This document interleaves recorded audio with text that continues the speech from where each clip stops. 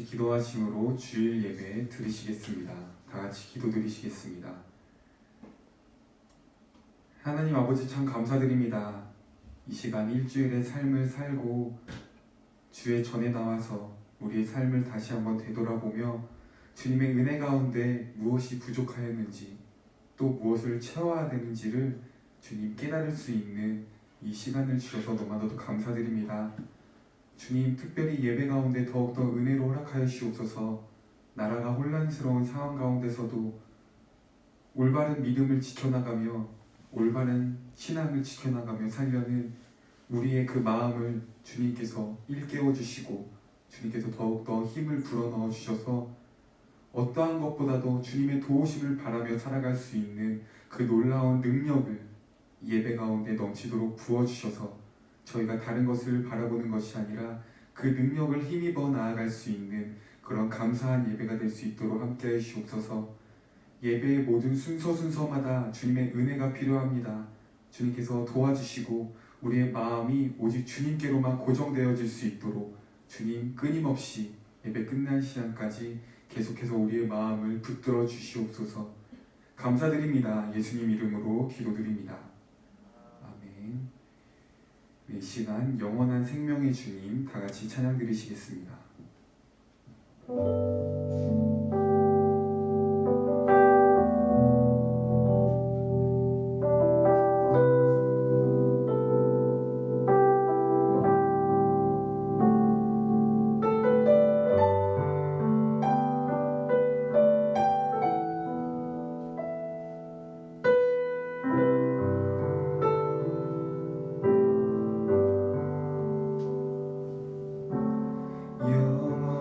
생명의 주님 한결같이 날 보시네. 주 손길 덮으사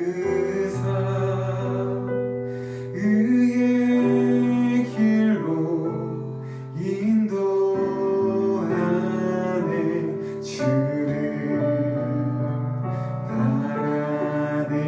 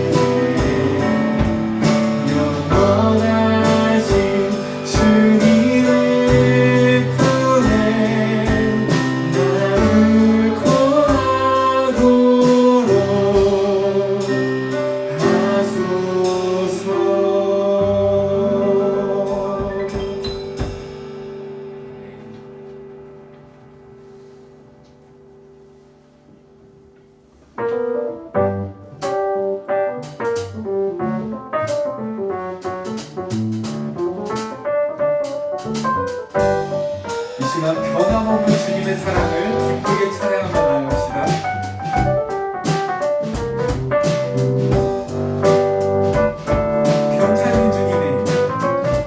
변찮은 주님의 사랑과 거룩한 무혈의 공로를 우리 다 찬양을 합시다. 주님을 만나볼 때까지 변찮는 주님의 사랑과 거룩한 무혈의 공로를 우리 다 찬양을 합시다. 주님을 만나볼 때까지 예수는 우리를 깨끗게 하시는 주시니 그의 피 우리를 눈보다 더 이게 이전 우리를 깨끗게 하시는 우리를 깨끗게 하시는 무궁한 생명의 불일세 생명의 구원을 받은 자 하나님 찬양을 합시다. 예수는 우리를 깨끗게 하시는 주시니 그의 피 우리를 눈보다 더 이게 주님의 거룩한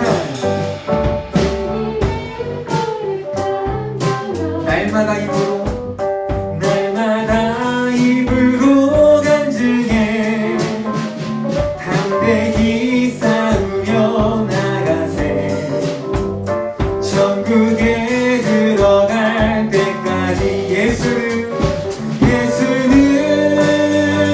우리를 깨끗게 하시는 주시니 그의 피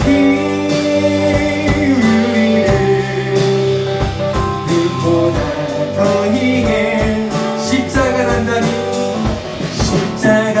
단단히 붙잡고 날마다 이기며 나가세 머리에 멸류관 쓰고서 주 앞에 찬양할 때까지 예수는 우리를 깨끗게 하시는 주시니 그의 피 우리를 눈보다 시간 3절 4절 한 번 더 찬양합시다. 주님의 거룩한 보혈을 날마다 입으로 간증해 담대히 싸우며 나가세 천국에 들어가 4절 십자가 단단히 붙잡고 날마다 이기며 나가세 아멘 머리에 멸류관 쓰고서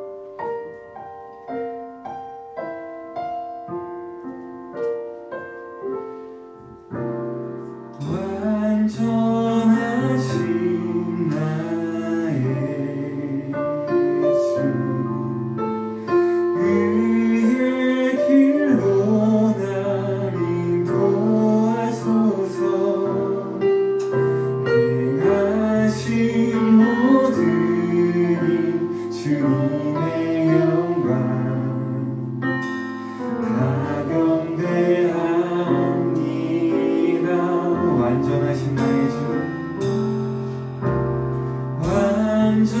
완전하신 나의 주 의의 길로 날 인도하소서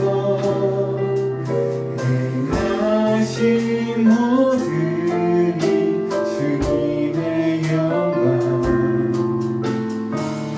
이 시간 믿음으로 한 번 더 고백하며 나아갑시다. 완전하신 나의 주 완전하신 나의 의의 길로 날 인도하소서.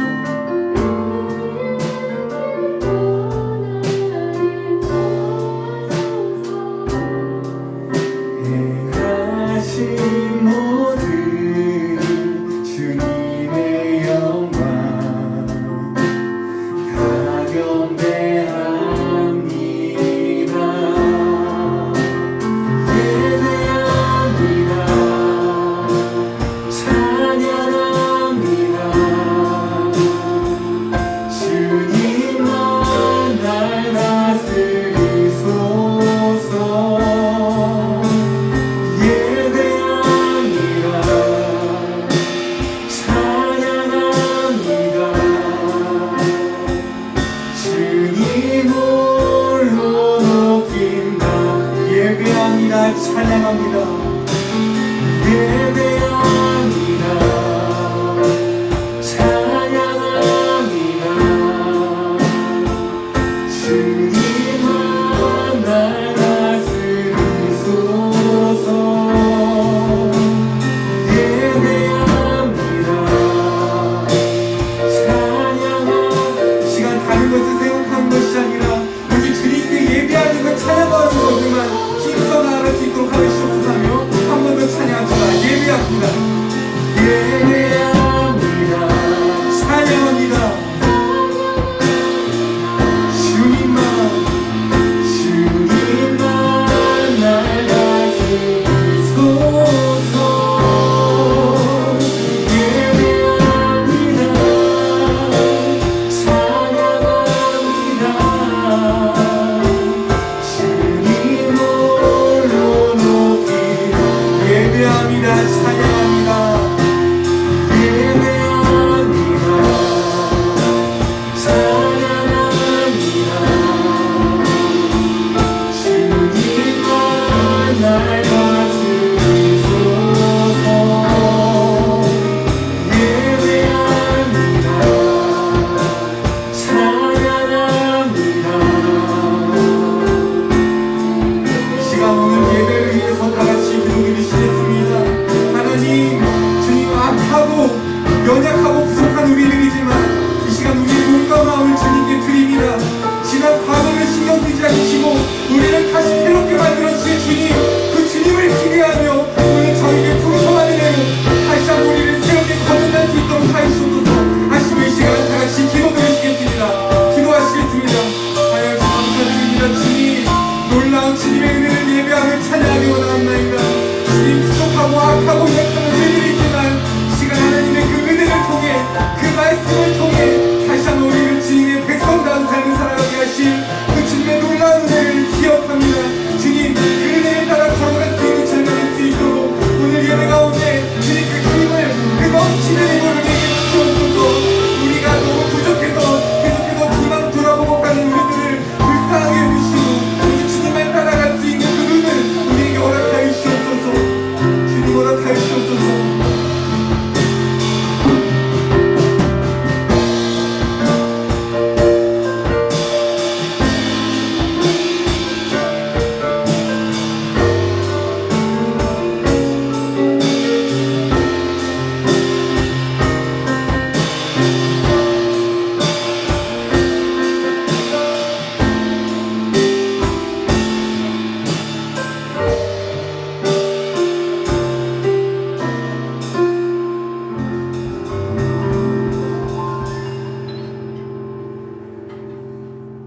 사도신경하심으로 11월 29일 주일 예배 드리시겠습니다.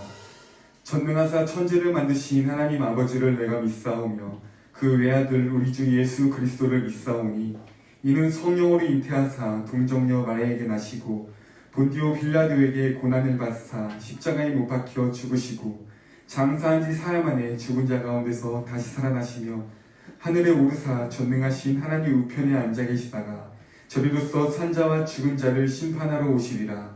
성령을 믿사오며 거룩한 공회와 성도가 서로 교통하는 것과 죄를 사하여 주시는 것과 몸이 다시 사는 것과 영원히 사는 것을 믿사옵나이다. 아멘. 다같이 찬송가 14장 찬양 드리시겠습니다.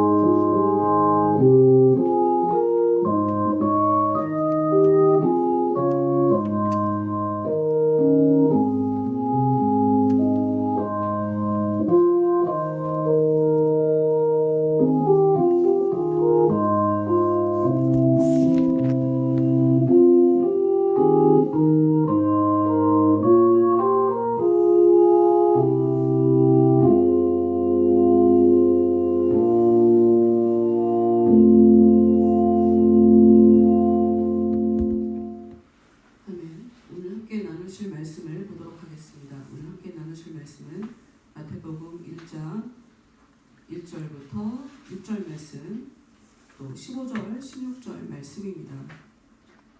마태복음 1장 1절부터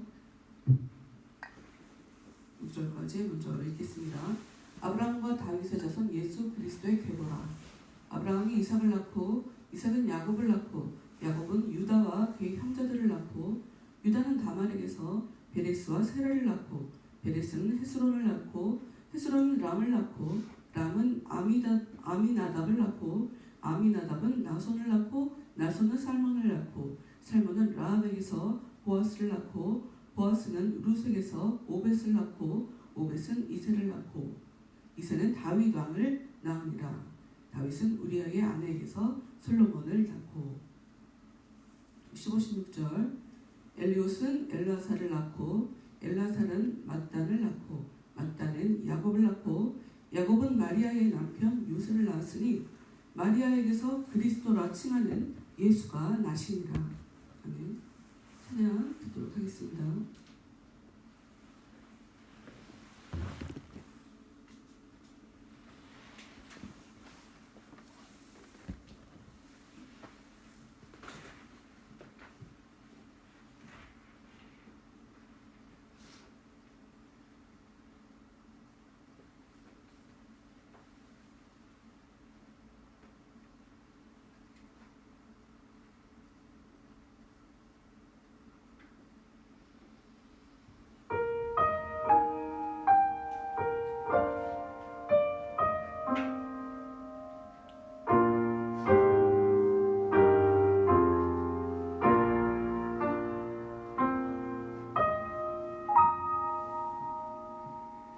내가 나를 떠나가도 그래도 나는 너를 떠나지 않으며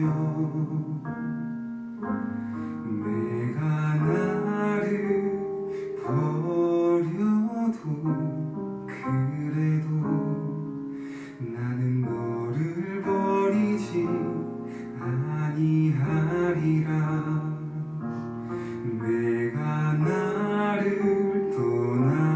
떠나가도 그래도 나는 너를 떠나지 않으며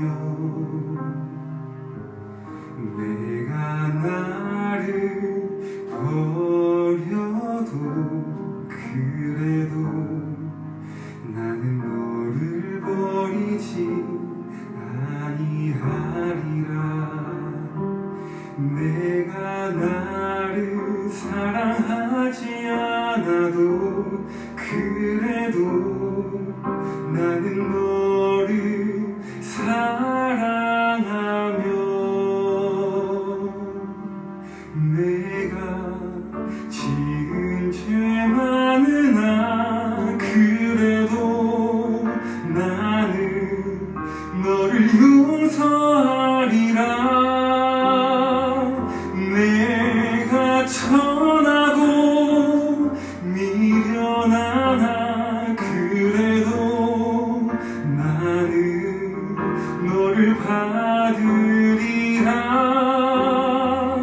내가 천하고 미련하나 나는 너를 받으리라.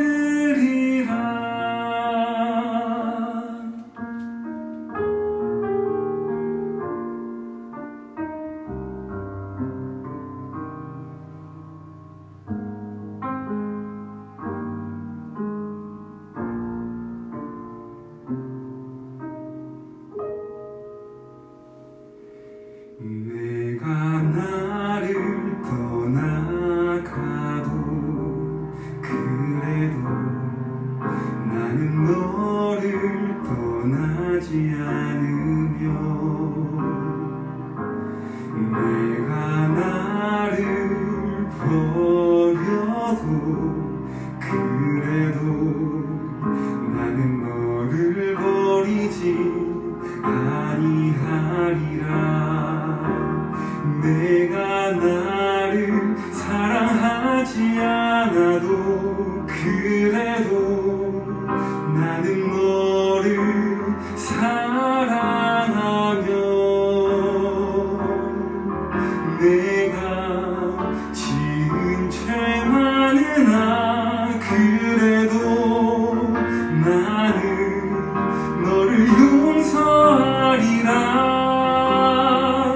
내가 천하고 미련하나 그래도 나는 너를 받으리라.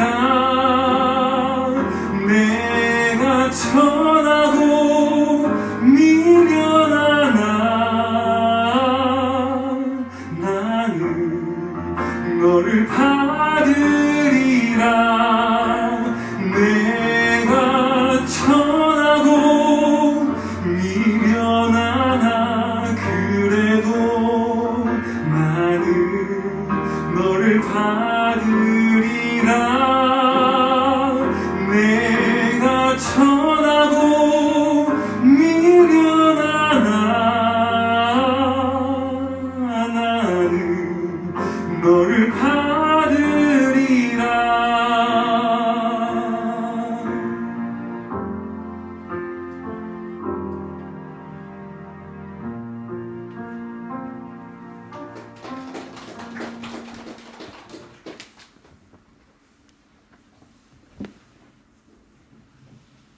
다시 예배를 위해서 기도하도록 하겠습니다. 하나님 감사합니다. 하나님 예배하시는 모든 주들이 허락해 주셔서 이렇게 아버지 앞에 나와 생명을 얻을 수 있도록 복된 시간을 허락해 주시면 참으로 감사합니다. 하나님 이 시간 저희들의 마음을 하나님께 올려드립니다. 거룩한 산 제물로 저희를 한 사람 한 사람 저희들의 영혼을 하나님의 손에 올려드립니다. 하나님 받으시고 이전 것은 지나갔으니 보라 새 것이 되었도다 하신 그 말씀처럼 이 시간 새롭게 공급해 주신 그 생명을 가지고 새로운 존재로 삶을 살아갈 수 있는 저희 모두가 될 수 있도록 하나님 끝나는 시간까지 성령으로 역사하여 주시옵소서. 저희들의 귀를 만져주셔서 하나님의 그 세밀한 음성을 들을 수 있도록 주님 허락하여 주시고 더욱더 겸손한 마음을 허락해 주셔서 내 삶 가운데 이제까지 사랑을 베풀어 주시고 계시며 앞으로도 은혜를 계속 베풀어 주실 그 하나님의 은혜를 기대하고 소망하며 예배드릴 수 있는 저희 모두가 될 수 있도록 지어 도와주시옵소서. 예수의 이름으로 기도합니다. 아멘.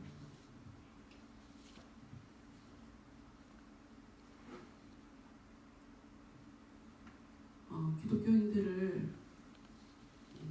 굉장히 좀 폐쇄됐다라고 하는 그런 시각으로 봐요. 좀 쉽게 얘기하면 얼마 전에 어떤 스님과 신부님이 같이 그분 둘은 유튜브 방송을 계속 같이 하시는 분인 것 같아요. 그러니까 불교와 카톨릭은 사실 화합을 자주 합니다. 같이 일들을 많이 해요. 근데 개신교가 불교와 또 카톨릭과 무슨 일을 같이 연대해서 무엇을 한다 하는 것은 사실 많이 들어보지 못하셨을 거예요. 그러니까 이 개신교인들은 굉장히 좀 뭔가 폐쇄적이다, 타협이 없다, 자기들만 구원이 있다. 다른 종교도 다 하늘나라, 여러분 아세요? 다른 종교들도 하늘나라 가려고 믿는 거예요. 불교인들 어디 가요? 극락? 네, 이슬람도 마찬가지예요. 그냥 말하는 단어, 하늘나라, 우리가 얘기하는 하늘나라라는 단어와 그 단어가 다르기 때문에 그들이 그들은 하늘나라를 가기 위한 종교가 아니다라고 생각할 수 있겠지만 아니에요. 그들도 하늘나라를 가기 위해서 믿는 거죠. 그러면 같은 하늘나라를 가자고 하는데 다른 방법, 다른 길로 가는 것이 아니냐 하는 그런 마음을 가지고 그래서 우리는 화합해야 된다. 그렇게 노골적으로 이야기하시는 분들도 계시죠. 그런데 유난히 개신교만 그러지 않아요. 화합을 같이 하지 않아요. 이유가 뭘까요?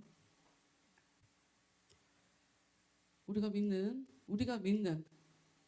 가지고 있는 성경은 예수만이 유일한 구원의 길이라고 얘기를 하는데 타종교인들이 얘기하는 그 길, 결정적으로 그 길이 다르기 때문에 이름만 다르지 똑같은 천당 아니냐? 뭐 그럴 수 있겠다고 쳐요. 그런데 길이 달라요. 가는 방법이 다르다고요.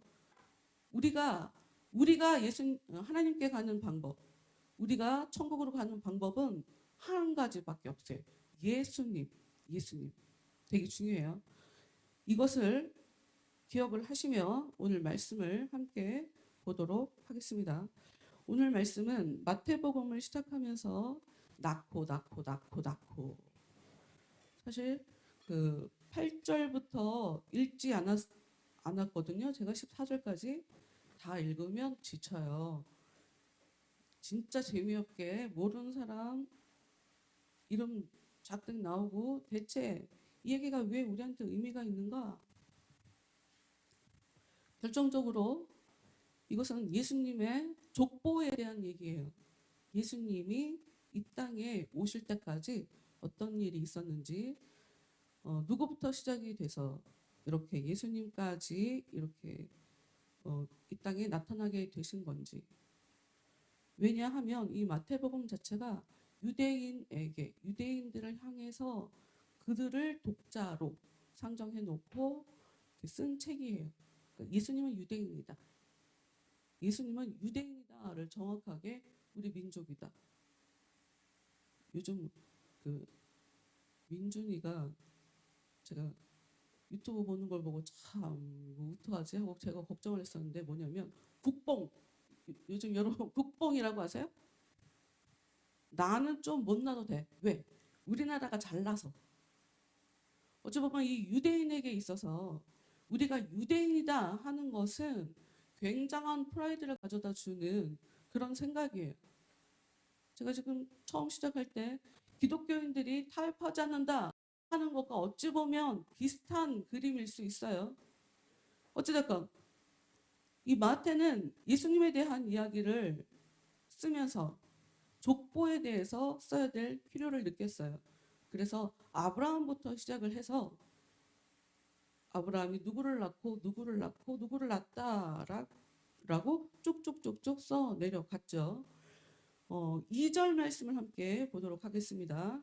마태복음 1장 2절. 아브라함 첫 번째 하나님에 의해서 부름받은 사람이죠. 아브라함. 그냥 인지하지 못하고 살다가 하나님에 대해서 의식하지 못하고 살다가 어느 날 갑자기 하나님께서 나타나셨어요. 아브라함에게. 그래서 내 말을 들어 다 버리고 떠나 라고 하면서 드디어 이제 믿음의 자녀가 이제 시작된 거예요. 믿음의 조상이 시작된 거예요.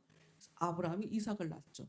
이삭은 야곱을 낳았어요. 그런데 야곱이 유다를 낳았다고 써놓고 있죠.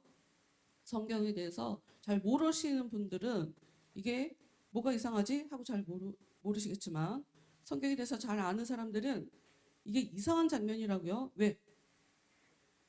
참 아이러니하게도 아브라함이 이삭을 낳고 이삭이 둘째 아들이죠.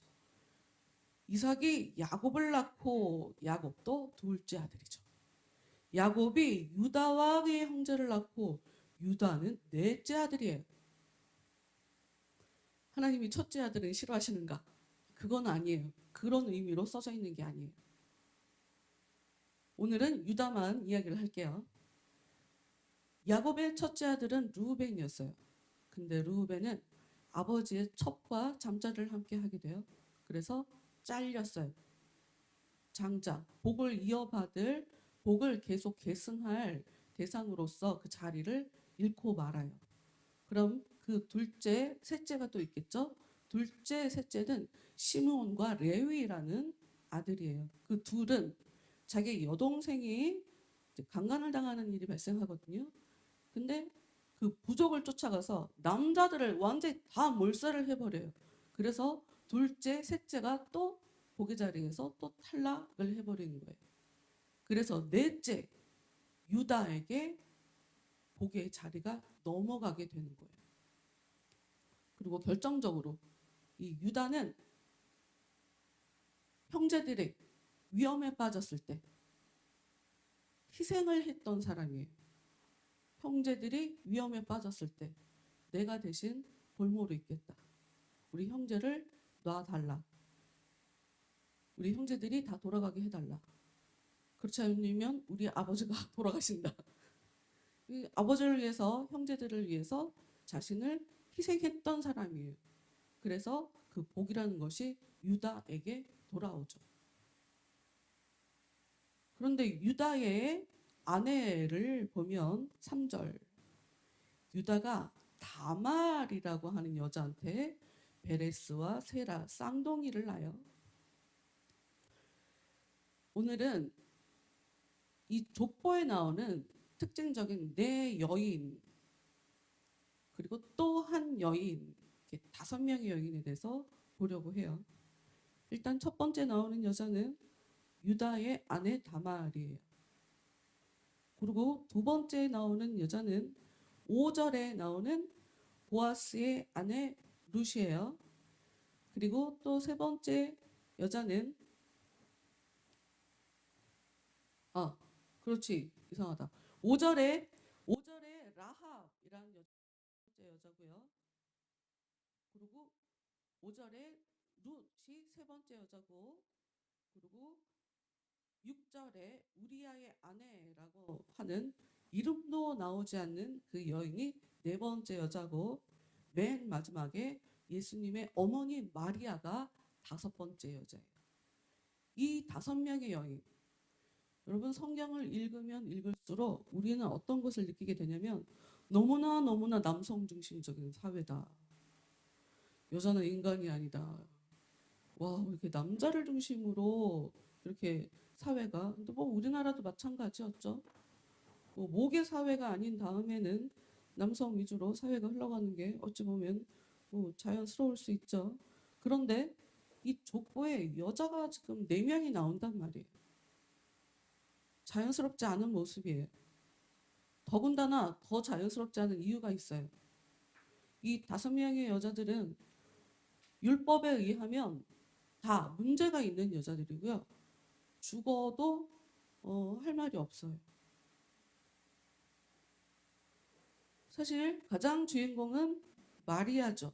예수님의 어머니 마리아. 마리아는 율법에 의하면 돌로 맞아 죽어도 할 말이 없는 사람이에요. 왜? 천연 상태에서 아이를 가졌거든요. 예수님에 대해서, 예수님의 집안에 대해서 알고 있는 그 유대인들이 마태복음의 수신자예요. 예수님의 제자들, 그리고 유대인들에게 있어서 예수님도 불편하지만 예수님 어머니는 사실 쉽지 않죠. 쉽지 않은 존재죠. 죄인이에요. 부도덕한 여인이라고요. 그러면 그 여자를 합법화시키고자 마리아뿐만 아니라 우리 조상에도 그런 여자들이 많이 있어. 이런 마음을 가지고 마태가 그 여자들을 썼을까요? 그건 아니겠죠. 그건 아니겠죠. 답부터 말씀드리자면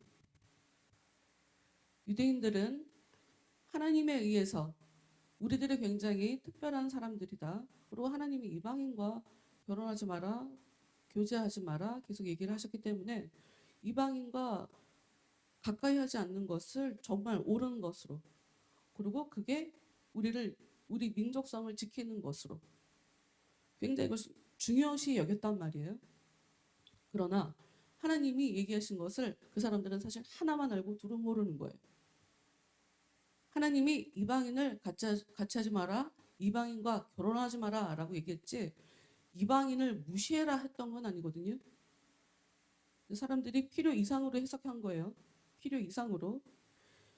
여기 나오는 마리아를 제외한 나머지 여자 4명이 전부가 다 이방 여인이고 죄 많은 여자들이고 한 걸음 더 나아가 자기 인생에 굉장히 죽을 수도 있을 만한 큰 굴곡을 겪은 위기에 빠졌던 생존의 문제가 흔들리는 그런 상황에 빠졌던 여인들이에요. 모두 다 하나같이. 근데 그 여인들이 예수님의 계보 안에 이렇게 들어오게 됐는데 그 상황마다 전부 다 이 여자들은 하나님의 은혜를 입어요. 이방 여인이다 아니다, 죄인이다 아니다, 거기서 포커스를 맞추고 싶은 것이 아니라 예수님이 나타나시고 계신 이 계보를 통해서 마태가 얘기하고 싶은 것은 우리 민족 중요하지. 하나님이 우리 민족 선택하셨지. 우리 그래서 뛰어난 민족이지. 그런 국뽕, 그걸 얘기하고 싶은 게 아니라 심지어 우리가 오늘 7절까지 읽고 8절 이하는 읽지 않았지만 8절부터 그 이하까지 나오는 사람들의 이름을 보면 이스라엘 역사에 왕 이름들이 계속 나오고 있어요. 그러니 족보를 절반만 봐서는 우와, 그러니까 예수님 조상들이 다 왕이었어 이럴 수 있어요. 근데 왕이다, 대단한 가문이다, 그거 얘기하고 싶은 게 아니에요. 그래서 반대급부로 왕의 족보도 써놓고 있지만 반대 차원으로 도저히 받아들일 수 없는, 더군다나 죄인인, 문제 많은, 흠결 있는 이방 여인들을 써놓으면서 하나님이 은혜로 사람들 가운데 역사해 주신다. 그냥 예수님이 대단하다, 대단한 집안 사람이다 하는 그런 얘기를 얘기해 주고 싶은 게 아니라, 여러분 단순하게 예수님을 미화시키고 싶었다고 그러면 안 넣겠죠. 이런 여인들에 대해서 전혀 언급하지 않았겠죠. 근데 미화하고 싶은 마음이 있는 게 아닌 거예요. 예수님 자체를 대단하다 하고 얘기하고 싶은 것이 아니라 윤리적으로 부도덕하더라도, 이방 사람이더라도 우리의 상식과 전혀 상관없이 하나님은 하나님의 계획에 의해서 우리의 상식 밖에서 사람들에게 은혜를 주시며 당신의 계획을, 구원 사역을 이끌어 가신다라고 하는 그 이야기를 이 말씀을 통해서, 특히 이 네 여인, 또 예수님의 어머니 마리아, 이렇게 5 여인을 통해서 마태가 얘기하고 싶은 것이 그 하나님의 은혜에 대한 이야기예요. 하나님이 우리에게 은혜를 주신다, 죄인이지만 은혜를 주신다 하는 이야기를 하고 싶은 건 거예요. 유대인들이 착각한 거, 이스라엘 사람들이 착각한 것은 그거였어요. 하나님의 구원이 혈통적으로 유대인에게만 제한해서 일어나는 일이라고 생각했어요. 더군다나 예수님도 자기 백성을 구원하러 오셨단 말이에요. 근데 여러분, 우리가 잘 기억해야 돼요. 예수님은 자기 백성을 구원하러 오신 게 맞고요. 자기 백성만 구원하세요. 근데 그것을 이 외적으로 유대인이라고 보면 안 되고, 내적으로, 좀 우리가 쉽게 이해하려면 속사람, 내면적으로 우리의 영혼이, 즉 참 저는 이 부분이 저만 재미있는지 모르겠지만, 제가 지금 야곱의 아들들, 첫 번째 르우벤이 있었고 뭐 시몬도 있었고 레위도 있었는데, 유다한테로, 넷째 아들에게로 흐름이 확 바뀌었다라고 말씀을 드렸잖아요. 유다의 이름은 하나님을 찬양한다라는 의미예요. 그리고 이 야곱의 아들이 12명인 덕택에 이스라엘 사람들은 12지파로 나뉘어요. 그런데 레위 지파는 족속을 이루며 살지 못했기 때문에 유다 지파를 제외한 나머지 지파로 완전히 이렇게 나뉘어 갖고 긴 시간 이스라엘 역사가 지속이 되게 되는데, 이스라엘이란 이 이름도 우리한테 가르쳐주는 의미가 있고, 이 유다라는 이 단어도 우리한테 가르쳐주는 의미가 있어요. 이것을 통해서 하나님께서 우리한테 알려주고 싶으신 것은, 하나님이 하나님을 찬양하는 사람, 그러니까 유다라는 이름, 속사람이 유대인인 그 사람들을 통해 하나님의 일들을 행하신다라는 거예요. 또 다르게 말하면 이스라엘이라는 이름이 하나님과 사람과 더불어 싸워 이겼다라는 의미거든요. 그렇게 하나님 앞에서 하나님과 사람과 더불어 싸워서 이겨낸 그 사람들을 통해서 하나님의 이 일을 해 가신다, 하나님의 사역을 해 가신다라는 것을 알려주기 위해서 다른 이름들은 12 아들들의 이름들 중에 다른 이름들은 다 없애버리고 유다와 이스라엘이란 그 2 이름만 남겨둔 거예요. 그것을 통해 비록 유대인, 그러니까 혈통으로는 이스라엘 사람이 아니지만, 혈통으로는 유대인이 아니지만 속 사람으로 하나님을 찬양하는 사람들, 또 하나님과 더불어, 사람과 더불어 이겨낸 사람들은 하나님의 복을 받는다. 여기서 여러분이 그거가 이해가 안 가겠죠? 하나님과 더불어, 사람과 더불어 이겨낸 사람, 이거를 잠깐 얘기를 하고 가야겠네요. 여러분 제가 자주 말씀드리는데 파이팅! 파이팅 하십시오. 여러분 그러고 인사하죠 우리가. 대체 여러분 언제 그렇게 인사하나요? 파이팅. 응? 응원할 때. 응원 안 하고 평소에도 좀 이렇게 기운이 좀 없거나 오늘 하루도 힘차게 달려가세요. 파이팅! 이렇게 얘기하거든요. 파이팅이라고 얘기할 때는 보통 파이트는 싸우다라는 뜻이거든요. 잘 싸워라, 이겨라라는 얘기거든요. 그럼 대체 우리는 그 순간에 누구랑 이겨야 되는 건가요?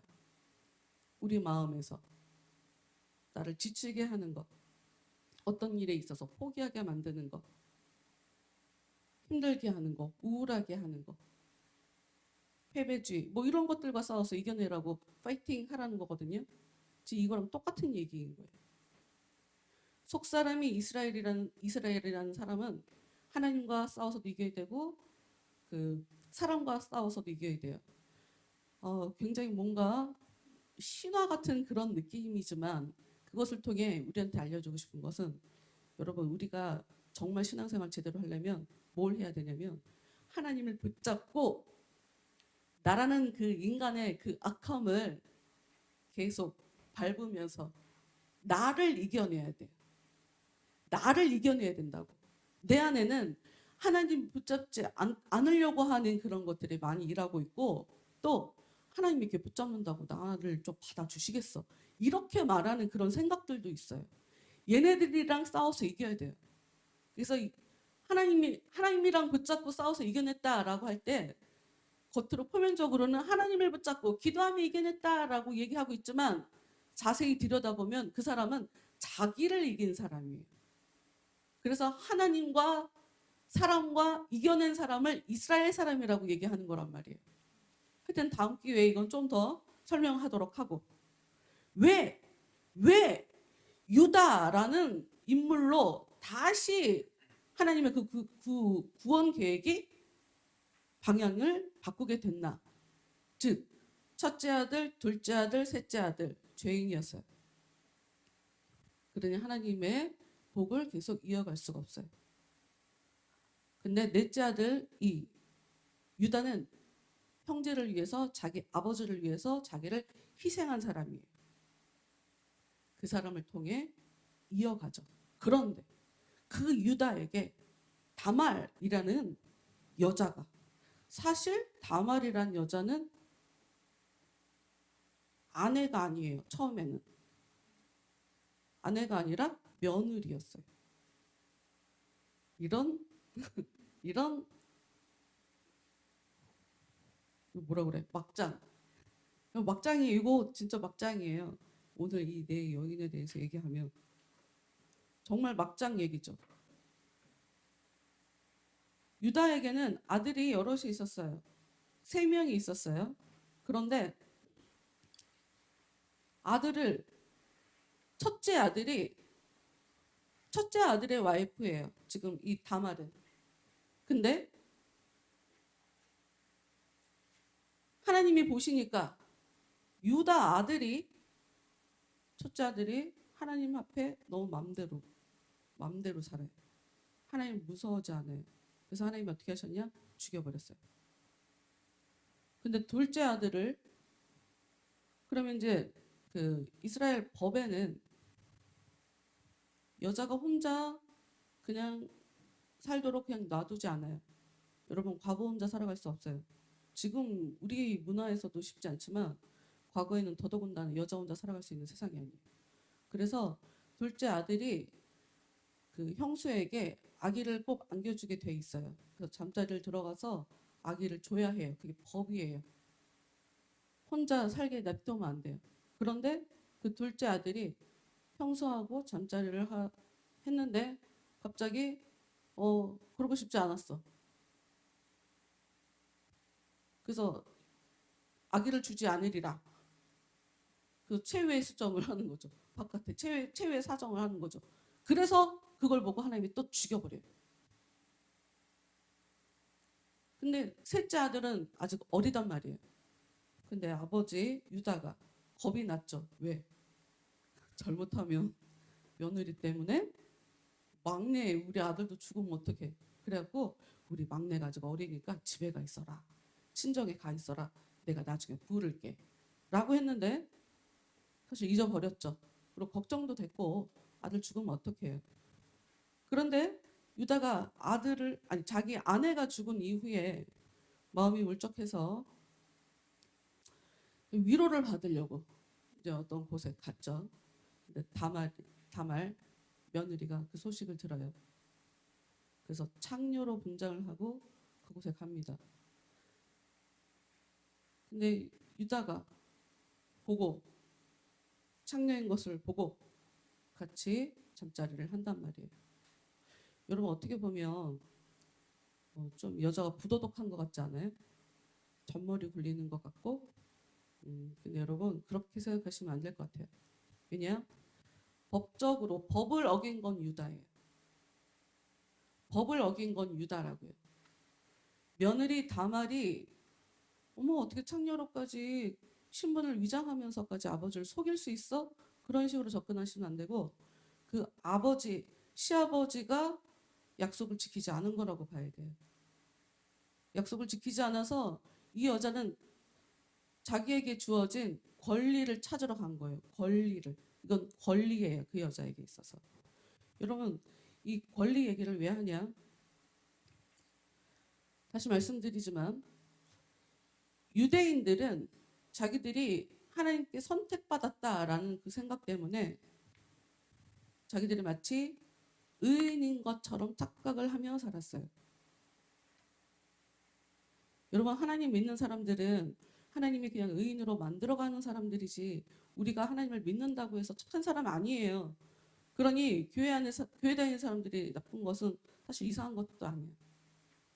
문제가 많으니까 교회 안 다니는 사람들은 그 하나님의 은혜 없이도 착하게 살 수 있는 거야. 그냥 그렇게 차라리 봐요. 교회 다니는 사람들은 죄인이니까 그 죄를 씻음 받아야 되니까 당연히 교회를 나와야죠. 근데 문제는 뭐가 문제냐? 하나님 앞에 그 죄 문제에 대해서 털려고 좀 교회를 다니고 있는데 그 죄 문제 때문에 하나님 앞에 나가기를 두려워한단 말이에요. 하나님이 나를 받아주실까? 내가 평소에 잘 못 살고 있는데 여러분 이러면 지금 하나님에 대해서 오해한 거예요. 하나님의 법, 여러분의 권리를 찾아야 돼요. 여러분의 권리. 이 여자처럼 여러분이 살려고 노력해야 돼요. 여러분 스스로가 하나님 저 살려주세요. 하나님 저 죄 짓지 않게 해주세요. 하나님 제 죄 문제를 좀 해결해 주세요. 이러고 여러분 스스로가 공격해 나와야 돼요. 저돌적으로 나와야 돼요. 하나님 앞에. 근데 많은 분들이 교회 나와서 하나님이 죄인을 싫어하십니다. 이러면은 그러니까 내가 죄인이라 하나님이 나를 별로 안 좋아하시겠죠. 이렇게 반대로 생각한단 말이에요. 그 얘기는 하나님이 죄인을 싫어하십니다. 라는 그 얘기를 통해서 여러분은 뭘 깨달아야 되냐면 그러니까 저의 죄를 씻어주신다는 얘기죠. 라고 완전 반대로 그걸 이해해야 돼요. 그러니까 우리가 이걸 굉장히 상식적으로만 접근을 한단 말이에요. 모든 일을 상식적으로만 해석을 하는데 상식 바깥에서 하나님께서 일을 하시는 거예요. 오늘 나오는 이 여자들도 유대인들이 생각하는 사실 그 상식 바깥에서 하나님께서 어떻게 일을 하고 계시는지에 대해서 설명하느라 등장한 여자들이란 말이에요. 어찌됐건 이 여자 장녀인 것으로 위장해서 시아버지랑 잠자리를 가졌던 이 여자는 아기를 가졌어요. 쌍둥이를 낳았죠. 그 아이를 통해서 근데 거기는 첫째 아들인데 그러니까 하나님이 첫째 아들을 무조건 싫어하는 건 아니에요. 첫째 아들을 통해 이제 하나님의 그 복이 계속 이어지게 되는 그런 일이 벌어지죠. 그 다음에 나오는 사람이 룻이잖아요. 룻도 이방 여자예요. 룻의 시어머니가 나오미라는 사람이에요. 여러분 나오미 아실지 모르겠는데 우리 어렸을 때 나오미 캠벨이라고 흑인 호호 반응이 제일 커. 와 역시 이쁜 여자는 알아요. 이 나오미 저한테 제 인생에 나오미라는 이름은 그 모델 흑인 그 여자가 제일 처음이었어서 성경에 나오미가 나오더라고요. 이 나오미가 참 복 없는 여자예요. 외국으로 남편이랑 두 아들을 데리고 이제 이사를 갔어요. 근데 남편도 죽고 아들 둘도 죽어요. 근데 며느리 둘이 남았어. 그래서 살 수가 없으니까 이제 시어머니가 자기 고향으로 돌아오려고 하죠. 근데 두 며느리가 다 따라오고 있는 상황이에요. 근데 가라, 니네 집으로 가라. 그러니까 첫째 며느리는 돌아갔어요. 근데 둘째 며느리는 아니라고. 전 어머니 따라갈 거라고. 근데 어머니가 계속 가라. 정말 가라. 야, 네 동서도 같지 않냐. 너도 가라. 루스에게 계속 얘기를 했어요. 그런데 저는 그러지 않겠다고. 어머니 그러지 맛이 없어서 강권하지 마옵소서 계속 그래요. 그러면서 이 루세 참 대단한 것은 어찌 보면 젊은 여자가 나이든 시어머니랑 있으면 혼자 있는 게 친정으로 돌아가는 게 오히려 더 살기가 더 나을 수 있거든요. 그런데 시어머니를 따라가더란 말이죠. 그리고 긋고 돌아가라라고 얘기하는 그 시어머니의 그 이야기에 룻의 대답을 보면 하나님 안에서 이야기를 해요. 어떻게 얘기를 하냐? 어머니께서 죽으시는 곳에서 나도 죽어 거기 묻힐 것이라. 만일 내가 죽는 일 외에 어머니를 떠나면 여호와께서 내게 벌을 내리시고 더 내리시기를 원하나이다. 이 여자는 하나님을 믿는 사람이에요. 다말도 하나님에 대한 언급은 없어요. 아까 얘기했던 유다한테. 그런데 특히 성경에 나오는 그 법에 기대서 시아버지한테 자기 권리를 요구했었는데 이 룻 같은 경우에는 어찌됐건 이 여자가 어느 정도 믿음을 갖고 있었는지는 알 수 없으나 어머니하고 얘기하는 그 상황을 보면 정말 하나님을 믿는 사람인 건 맞는 것 같아요. 근데 여기도 또 유대인이 굉장히 은혜와 관계 있는 법이 또 등장해요. 뭐냐면 그 유대인의 법에는 친척이 살다가 되게 힘들어서 쫄딱 망해버렸을 때 그 집안 안에 부자가 있으면 그 땅이나 잃어버린 것을 대신 사줘야 되는 법이 있어요. 대신 사줘야 되는 법이 있어요. 지금 나오미가 며느리랑 같이 돌아왔잖아요. 그런데 이 집안에 굉장히 유력한 유력자가 있었어요. 보아스라는 사람이 있었어요. 근데 할아버지야.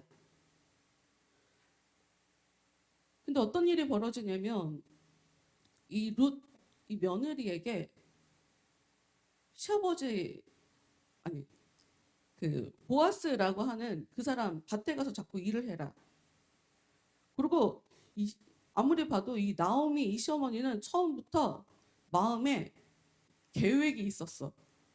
그래서 이 보아스 그 노인이긴 하지만 그 사람에게 나이가 되게 많긴 하지만 젊은 우리 며느리를 이렇게 처로 들여보낼 그런 생각을 했던 것 같아요. 글쎄 아무리 뭔가 좀 가졌다고 해서 나는 젊은데 그 사람한테 그냥 가서 같이 살고 싶을까? 전 잘 모르겠어요. 저는 잘 모르겠는데 성경은 그것을 가지고 이 룻이란 여자가 이방 사람이니까 사람들한테 무시당할 만했고 혼자 사는 사람이고 또 어린 사람이고 가진 거 없고 무시를 당할 만한 그런 상황이었는데 이 보아스라는 사람을 통해 은혜를 입는 덕분에 그 사람의 신분이 완전히 변했다 하는 것에 대해서 성경이 이야기를 하고 있을 뿐이에요. 그리고 아까부터 자꾸 라합 얘기를 제가 빼먹고 있는데 이 두 번째 나오는 그 라합은 기생이에요. 기생을 어떻게 예수님의 족보에 그런데 이 기생이 그냥 평범한 기생이 아니에요. 뭐냐면 이스라엘 백성들이 가나안 땅을 정복을 하러 들어간단 말이에요. 처음부터 하나님에 의해서 애굽에서 탈출해 나와서 40년 동안 광야에서 떠돌다가 이제 때가 됐다. 그래서 가나안 땅에 이제 들어가게 돼요. 근데 그 가나안 땅이 하나님이 주셨다고 해서 우리 손에 그냥 들어오냐 그거 아니고 전쟁을 해서 땅을 넓혀 가야 하는 상황이거든요. 근데 여리고 성이라는 곳에 이제 갑자기 생각이 안 난다. 여리고 성을 수색을 하러, 정탐을 하러 들어갔죠. 정탐을 하러 들어가서 처음 묵게 된 집에 있는 기생 라합, 그 여자가 바로 예수님의 족보에 들어오게 된 그 사람인데, 이 여자는 어찌 보면 자기 민족을 배신한 것일 수도 있어요. 민족을 배신한 것일 수 있다고요. 왜냐하면 다 죽었는데 이 집안 사람들만 남거든요. 그렇다고 나라를 팔아버렸나? 또 우리가 거기까지 가면 안 되고, 이 여자는 하나님에 대해서 두려워하는 마음이 있었어요. 하나님에 대해서 두려운 마음이 있어서 우리 성 사람들이 지금 당신이 우리한테 지금 쳐들어오려고 하는 이 상황에 우리들 마음이 어떤지에 대해서 설명을 해주면서 이 여자는 알게 된 거예요. 아, 우리가 꼼짝없이 망할 거다. 우리가 다 무너질 거다. 그리고 이제까지 40년 동안 이스라엘 백성들은 그냥 광야를, 사막을 헤맨 것처럼 그렇게 생각하고 있지만, 당시 사람들은 모두 다 알고 있었어요. 하나님이 이들에게 얼마나 놀라운 일들을 했는지에 대해서. 그래서 저들이 우리한테 쳐들어오면 우리는 다 망한다, 죽는다를 이미 예상을 하고 있는 상황이었거든요. 그러니까 우리가 죽을 것에 대해서 너무 알고 있는 상황에 우리를 살려주라 라고 하면서 그 정탐꾼을 도망갈 수 있게 도와줘요. 그래서 살죠. 그래서 여리고 성에 이스라엘 백성들이 다 쳐들어갔을 때 이 가족들은 다 죽지 않고 살아남게 돼요. 근데 기생이에요. 기생. 여러분, 성경에 하나님의 그 율법에 따르면 기생은 가까이 해서도 안 되는 사람이에요. 인정받을 수 없는, 정상적인 생활을 할 수 없는, 절대로 깨끗한 사람이 아니에요. 그런데 그 여자가 예수님의 족보에 들어와 있죠. 근데 이 여자가 왜 들어왔을까요? 이 여자는 하나님에 대해서 두려워하는 마음을 갖고 있었어요. 마지막 나오는 솔로몬의 어머니, 우리가 가진 성경에 마태복음 1장 6절을 보면, 다윗이 우리아의 아내에게서 솔로몬을 낳고, 이 여자는 이름도 안 써져 있어요. 이름도 안 써져 있어요. 근데 이 여자야말로 정말 삶에 위기가 있었죠. 갑자기 어느 날 왕이 날 보고 왕이 나한테 꽂혀서, 난 남편이 있는데 나랑 잠자리를 하죠. 근데 아기를 가져요. 근데 남편이 그거를 논란이 되면 안 되니까 머리를 써서 왕이 자기 남편을 죽여요. 아이는 낳았고요. 근데 선지자가 나타나서 저주하는 말을 해요. 반드시 죽을 거다. 원수가 하나님에게 비난할 거리를 만들어줬다. 절대로 용서 못한다. 그리고 아이가 죽어요. 여러분, 어쩌면 그냥 그 상태로 그 여자는 그냥 아웃될 수도 있었어요. 그런데 다윗은 자녀가 죽은 그 여자를 찾아가서 위로를 해줘요. 근데 더 희한한 거, 다윗은 아내가 사실 되게 많았거든요. 여럿이 있었어요. 아들마다 엄마가 다 달라. 차기 왕으로 물망에 오른 여러 사람이 있었는데 엄마가 다 달라요. 그런데 이 솔로몬, 다른 여자들과 다르게 이 솔로몬의 엄마는, 바세바는 너무 불륜이란 말이에요. 그런데 이 여자가 왕의 어머니가 되는 거죠. 사실 이 네 여자는 예수님의 어머니 마리아를 향해서 설명을 해 가고 있는 상황이에요. 마리아는 누가 봐도 약혼만 했고 결혼 안 했는데 아기를 가졌으니 죽을 수밖에 없는, 율법에 의해서 정말 죽을 수밖에 없는 그런 상황이었어요. 근데 이 마리아가 절대로 평범한 여자가 아닙니다. 마리아에게 어느 날 갑자기 천사가 나타나요. 그러면서 평안을 은혜를 받은 자여 평안할지어다 라고 얘기를 하니까 이게 대체 무슨 일인가? 라고 얘기를 해요. 그랬더니 무서워하지 마라. 네가 하나님께 은혜를 받았다. 은혜를 받았다. 근데 네가 아기를 낳을 거다. 아기를 갖게 될 거다. 라고 했더니 전 남자를 모르는데요. 라고 얘기를 했어요. 그랬더니 성령에 의해서 너는 아기를 낳을 거다. 너가 낳게 되는 그 아이가 하나님의 아들이라 일컬어질 거다라고 하는데 마리아의 대답이 주의 여정이 오니 말씀대로 내게 이루어지이다라고 얘기를 해요. 여러분 이 성경으로 우리가 굉장히 간단하게 글씨가 써 있기 때문에 이게 얼마나 놀라운 상황인지 모르지만 마리아는 지금 죽음을 불사하고 이 상황을 받아들이는 거예요. 율법을 굉장히 더더군다나 한번 망했다가 돌아온 이후였기 때문에 전보다 율법을 굉장히 중요하게 여기는 사람들이 있었어요. 이 당시 사회 문화가. 그런데 자기가 지금 결혼도 하지 않은 상태에서 아기를 가졌다는 이야기가 사람들이 알게 되면 자기는 죽을 수밖에 없는 상황이거든요. 근데 그 부분에 저는 여종입니다. 전 여종입니다. 말씀대로 저한테 이루어지겠죠. 이루어질 것입니다. 하고 그걸 믿음으로 그냥 받아들인 거예요. 여러분, 성경이 우리에게 이야기해 주고 싶은 거. 하나님은 그러니까 마태를 통해서 이 마태복음을 지으면서 예수님에 대해서 미화시키고 싶은 마음이 있지 않아요. 왜? 여러분 인간은 모두 다 죄인이에요. 하나님을 믿어도 죄인이에요. 죄를 하나 지어도 죄인이고 100개를 지어도 죄인이에요. 하나 지은 사람은 100개 지은 사람 보고 제가 훨씬 더 나쁜 놈이라고 하겠지만 하나님 볼 땐 다 똑같이 죄인이에요. 하나님이 중요하게 여기는 건 얘가 죄를 몇 개를 지었다 이게 중요하지 않아요. 얘가 진짜 나에 대해서 어떤 자세와 어떤 태도를 가지고 있나 그게 중요한 거예요. 얘가 지금 은혜를 알고 있나 은혜를 모르고 있나 이게 중요한 거예요. 정말 나에 대해서 두려워하는 마음이 있는지 없는지 그거가 중요한 거예요. 이 내 여자들은 유대인들에 의해서 비웃음 받을 만한 이방 여인들이었어요. 그런데 어떻게 보면 화끈한 사람들이죠. 어찌 보면 당당한 사람들이고 그런데 겁이 있는 사람들이기도 해요. 근데 하나님을 붙잡은 사람이라고 우리가 볼 수 있어요. 하나님을 붙잡은 거예요. 자기 살 길을 붙잡은 거예요.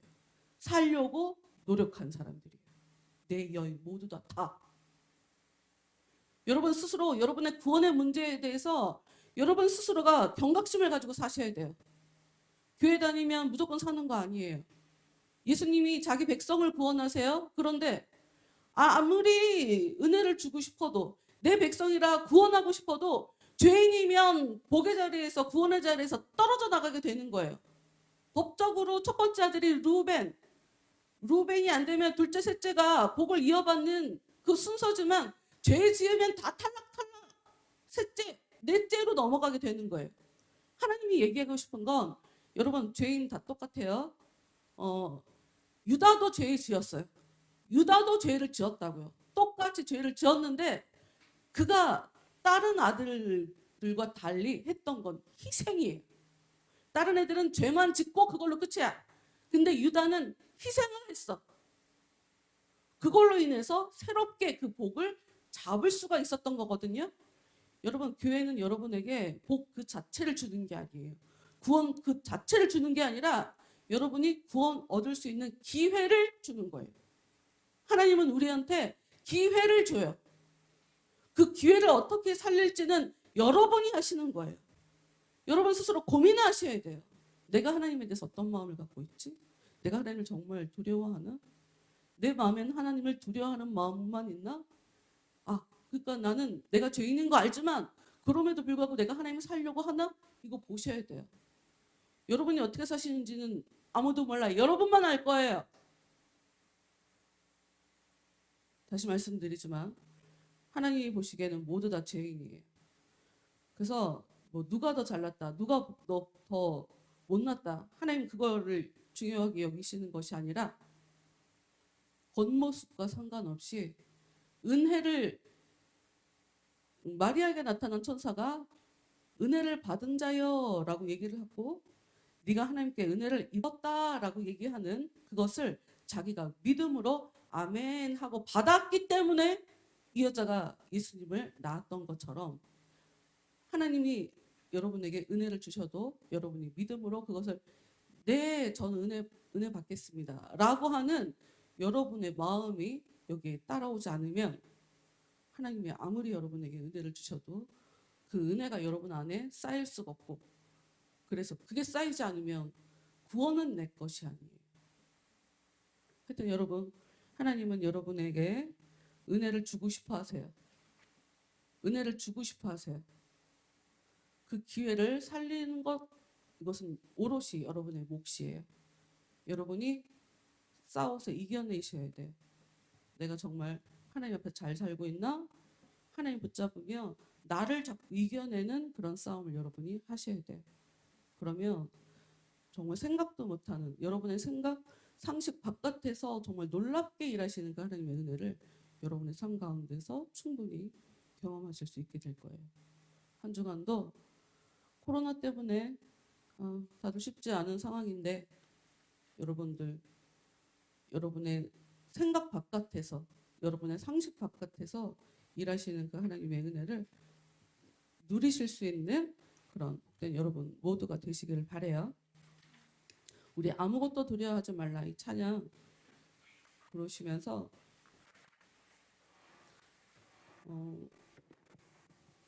아무 생각이 없으면 그냥 부르실 건데요. 여러분 마음속 잘 들여다보시면 여러분 두려워하는 거 있을 거예요.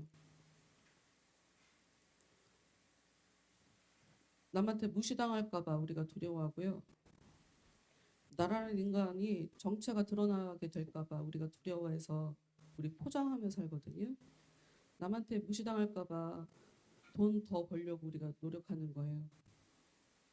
여러분이 여러분 마음속을 제대로 들여다보지 않아서 그렇지, 여러분이 무엇인가 열심히 하고 있는 것 외에는 그 이면에는 두려움이라는 것이 자꾸 여러분을 그렇게 움직이도록 만들어요. 내려놓으세요. 그거 내려놓으셔야 돼요. 그거 내려놓으셔야 은혜 받을 수 있어요. 그리고 진짜 변화가 일어나요. 네, 우리 다 같이 찬양합시다.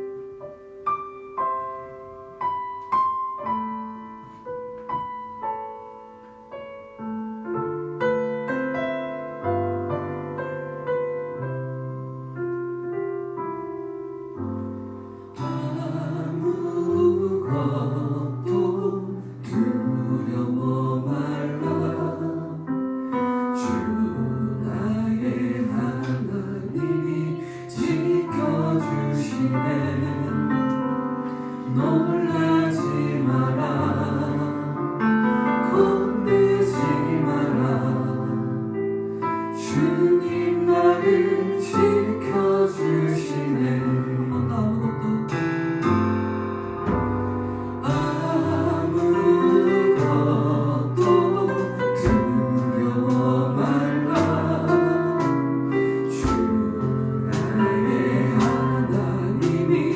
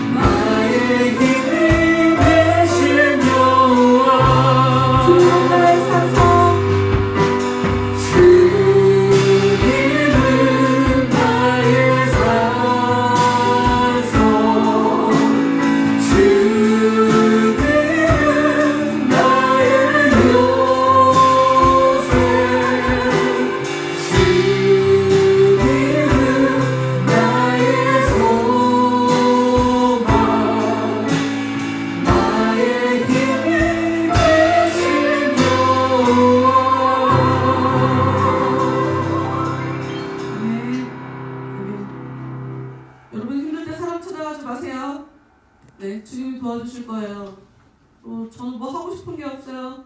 기도하세요. 기도하세요. 기도하세요. 주님 저한테 소망을 주세요. 제가 삶에 의욕이 없어요. 그냥 기도하세요. 주님께 나아가면 돼요. 다 돼요. 안 되는 게 없어요. 기도를 안 해서 문제지. 네, 한 주간도 그래 누가 나를 지켜주겠나, 누가 나한테 진짜 힘이 되겠나. 주님이 내 삼성 되시고 주님이 내 요새 돼주시는 거지, 주님이 내 소망 되는 거지 하고 하나님께서 붙잡으면 여러분을 이겨내는, 여러분의 속마음을 이겨내는 그런 복된 일주일 동안의 삶이 되시길 바라요. 네. 그 코로나의 2.5단계로 인해 밥을 주지 마라 그래갖고 밥은 못 드리고, 그거 준비했어요? 그거 돼요? 안 돼요? 민준이 어머니께서 네 드시라고 햄버거를 보내주셨어요. 네. 감사하게 민준이하고 수빈이에서 기도해 주시면서 먹으시면 되겠습니다. 그러네. 네. 그리고 네, 더 크게 코로나 사태가 네, 드디어 뭐 약이 계속 나오고 있더라고요. 이제 드디어 네, 나올 것 같더라고요. 그래서 그래 진정 되겠구나 조만간에, 이런 생각이 들어요.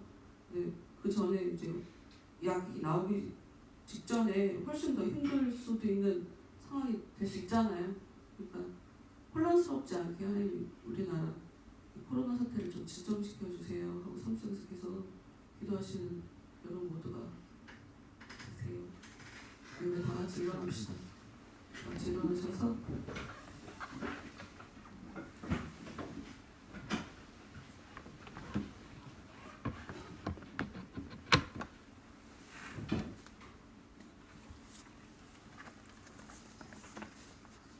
헌금에서 그냥 기도하고 오늘 예배 마치도록 하겠습니다.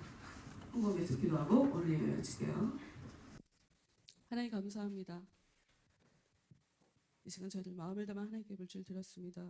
하나님, 저희들에게 이 땅을 살아가는 데 있어서 필요한 것들을 공급해 주심에 참으로 감사합니다. 우리가 하나님께 더욱더 감사하며 즐겨낼 때에 하나님께서 더욱더 감사할 일을 저희들의 삶 가운데 허락하시는 그런 하나님임을 우리가 잊지 않게 지금 도와주시고, 저희들 마음속에 하나님께서 주시는 그 복을 누리지 못하도록 역사하고 있는 이 못된 마음들, 악한 마음들 있사오니 저희들의 생각과 저희들의 감정 가운데서 이 더러운 것들, 악한 것들 일하지 못하도록 저희들을 고통스럽게 살게 만들고 저희들을 마치 지옥을 사는 것처럼 만드는 이런 악한 것들 이제 물리쳐 주셔서 하나님께서 넉넉히 부으시는 그 복을 풍성하게 누리며 살아갈 수 있는 저희 모두가 될 수 있도록 저희들의 마음을 더욱더 복되게 하여 주시옵소서. 특히나 하나님을 위해서 더욱더 기쁘게 드릴 수 있도록 도와주시고, 또 저희 주위에 힘든 사람들 그저 지나가는 것이 아니라 그들을 향해서 우리의 손을 내밀 수 있는 펼쳐진 손이 되어줄 수 있도록, 풍성한 손이 되어줄 수 있도록 하나님 저희들의 손을 만져주시고 저희들의 손 가운데 더욱더 거룩하게 일하여 주시옵소서. 열매 맺는 교회 더 사랑하여 주시고 이 교회를 통해서 이루고자 하시는 하나님의 일 잘 실행시켜 드릴 수 있는 그런 능력 있는 교회 되기를 간절히 소원하오니 하나님 저희들의 예배를 더 기뻐 받아주시고 저희들의 모임 가운데 날마다 하나님께서 더욱더 강력하게 역사해 주셔서 이 교회를 통해서 정말 하나님께서 풍성히 일하고 계시다라는 것을 증거로 보여줄 수 있는 능력이 있는 살아있는 교회 될 수 있도록 하나님 열매 맺는 교회 날마다 기억하여 주시옵소서. 이 시간 수빈이 민준이 어머니 그 가정 위에 하나님 복을 더하여 주시옵소서. 섬기는 그 손길 위에 하나님 복의 복으로 더하여 주시고 그 가정에 하나님의 평안과 안녕이 날마다 함께 할 수 있도록 주여 도와주시고 아이들의 삶 가운데 하나님의 은혜가 함께함으로 어딜 가나 하나님의 사람답게 어려움 없이 행복하게 기쁘게 살아갈 수 있는 복된 아이들 될 수 있도록 복으로 더하여 주시옵소서. 이제는 우리를 기뻐하시는 하나님의 그 놀라우신 은혜와 예수님의 아름다우신 사랑과 성령님의 감화 감동 역사 인도하심이 한 주간도 하나님 잡고 나를 이겨내기로 작정하고 돌아가는 저희들 한 사람 한 사람 머리 위에 이제로부터 영원토록 함께 하기만을 간절히 축원하옵나이다. 아멘.